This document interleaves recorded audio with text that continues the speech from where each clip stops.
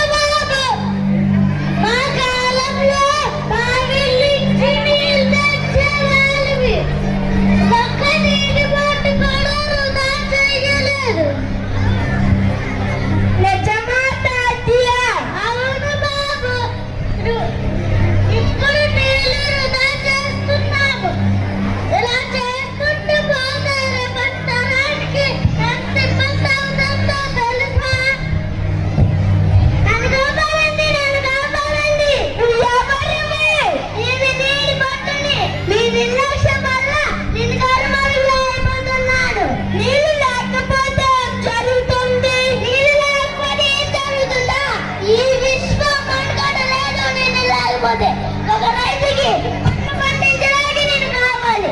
మీరు తినే అన్నం మీ నోటి దగ్గరికి రావాలంటే నేను కావాలి. మీరు చాలా కష్టపడి దాంతో ఇంటికి వచ్చి ఆ దాహం తీర్చుకోవడానికి నేను కావాలి.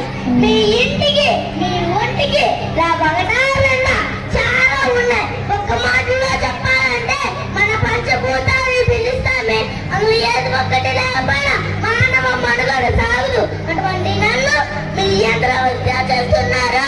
మమ్మల్ని మీద ప్రశ్నించుకోండి.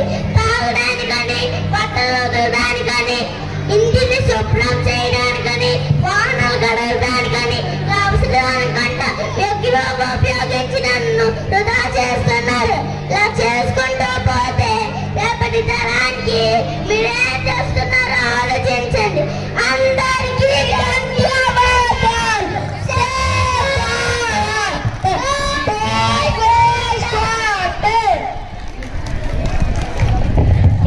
తెలియక మనం నీరు వేస్ట్ చేస్తున్నట్టు ఒక దగ్గర విన్నాము, పెద్దలు చెప్పారు, ఈ జన్మలో మనం